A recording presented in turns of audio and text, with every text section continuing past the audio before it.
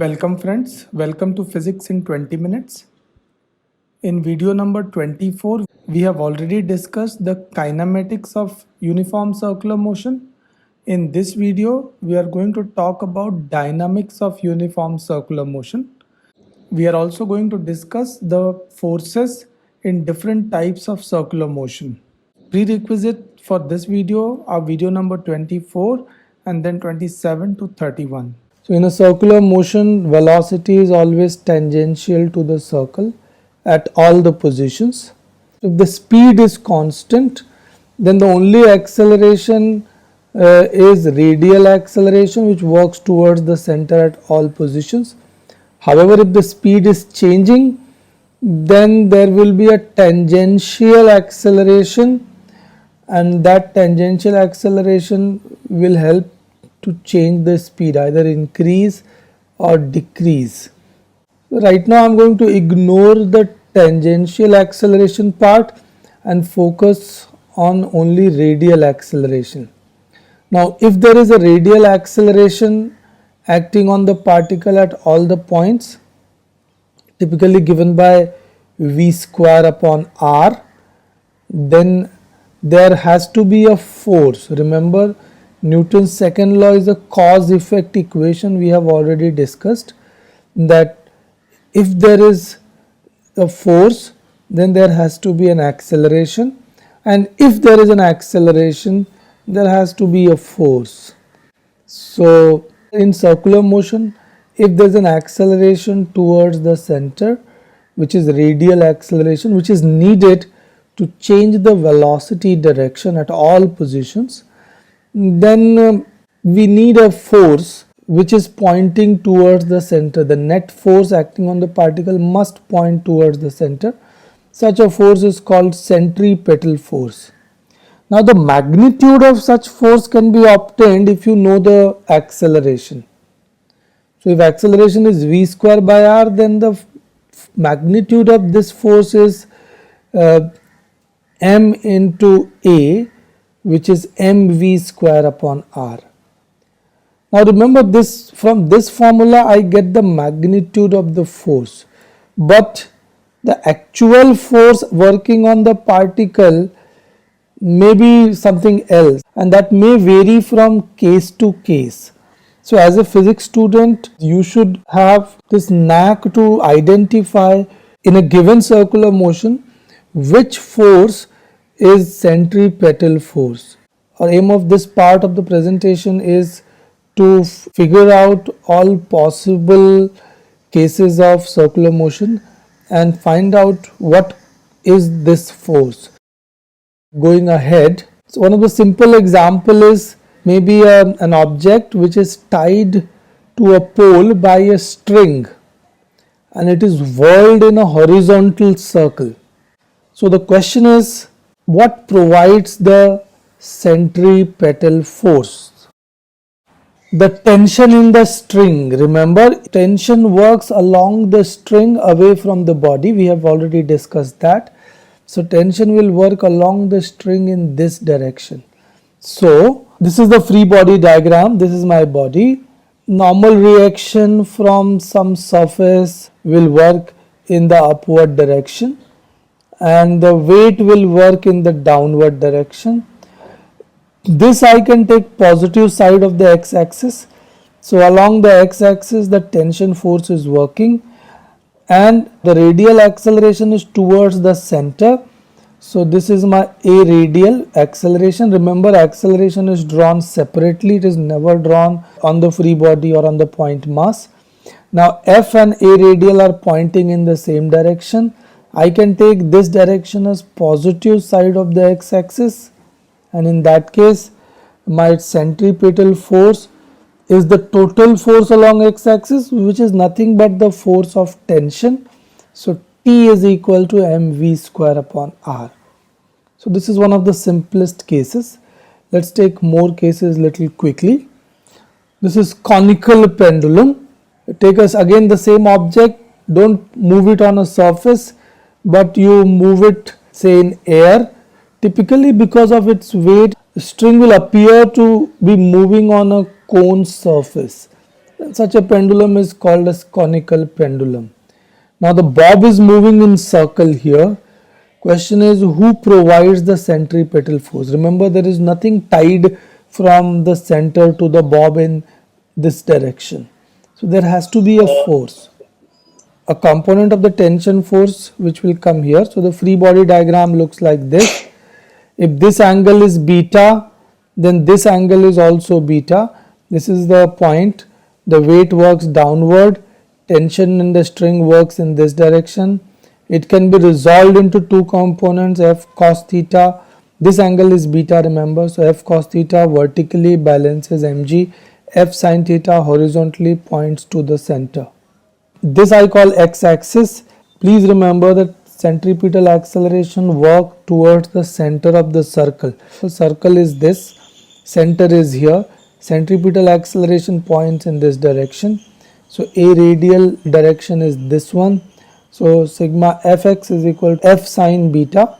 Sine component provides that centripetal force. So I can always write f sine beta has to be equal to mass into acceleration, which is mv square upon r.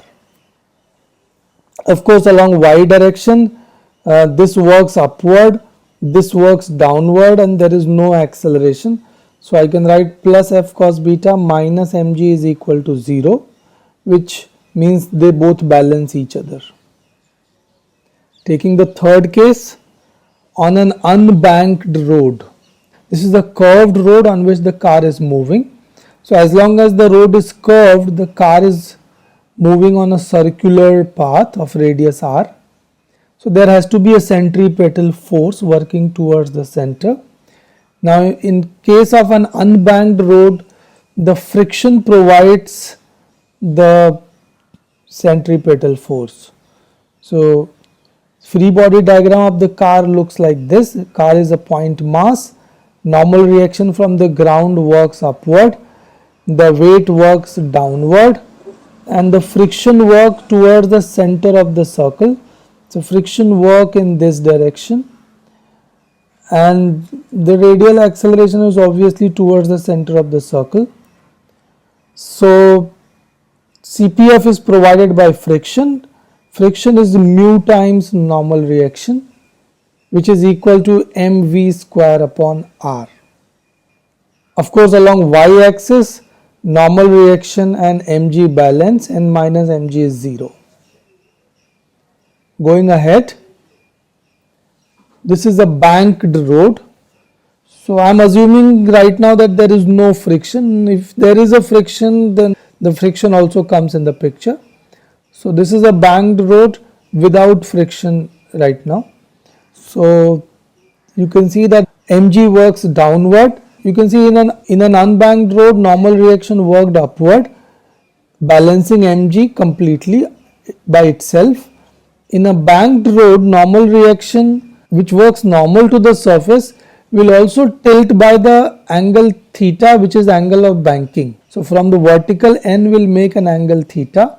So n can be resolved into components, n cos theta vertical and n sin theta horizontal. So n cos theta balances your mg, n sin theta gives you the centripetal force. On a banked road, the centripetal force sigma fx is provided by n sin theta, which is mv square upon r. Okay. So yes, I have a question. Yes. If we took the axis in the normal direction and resolved mg, then it would be mg sin theta, right?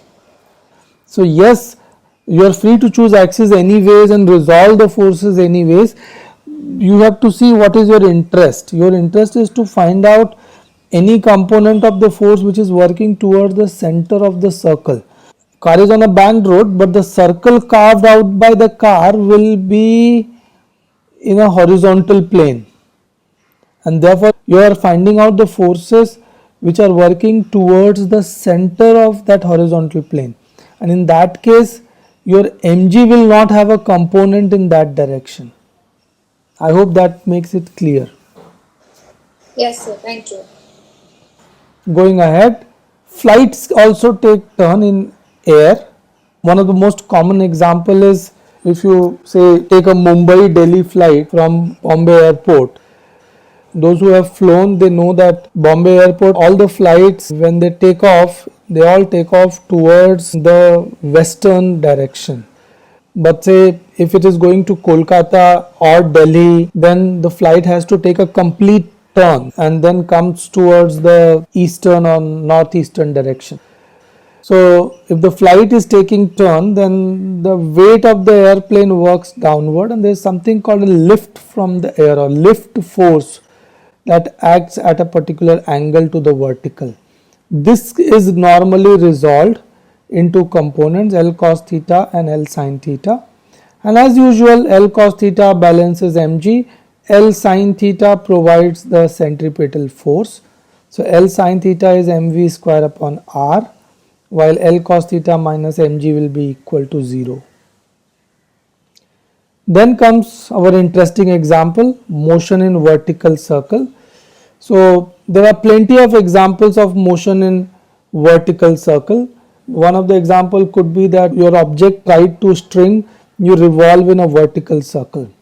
Another example is in a circus, a motorcyclist revolves its motorcycle in a big giant dome in a vertical circle. The third could be you are in a roller coaster or a giant wheel and revolving in a vertical circle. Fourth could be a fighter plane pilot maneuvering the airplane in a vertical circle. So these are the plenty of examples of motion in vertical circle. So let's say a particle is at the highest point. What are the forces working on the particle? Can anyone tell me? Its weight works downward. Normally if the person is inverted, pushing the surface upward. Suppose if you are on a motorcyclist is cycling in a giant sphere, then the motorcyclist will press the surface of the sphere in the upward direction at the topmost point, and the normal reaction from the surface, which should be perpendicular to the surface, will work in the downward direction. Acceleration works towards the center of the circle. Therefore I can equate n1 plus mg is equal to ma, which is mv1 square upon r. While at the bottom of the circle mg works downward while normal reaction works in the upward direction. A radial, it works toward the center of the circle, so it will work in the upward direction. We can always take this as positive and this as negative. So n2 minus mg, a radial works in upward, so it will be taken as positive, mv2 square upon r. What happens when you are at the middle? That makes it interesting. So when you are at the middle, you will find that mg now works downward as usual, but n no longer is aligned to mg.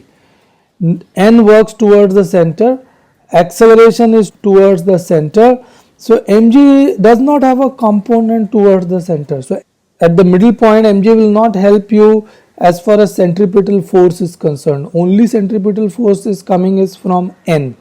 So in the middle, n is equal to mv square by r. And remember, I am right now talking about normal reaction, the case where you tie a string to a thread in revolve in vertical circle, n is replaced by tension. So what happens if you are at a particular angle from the center?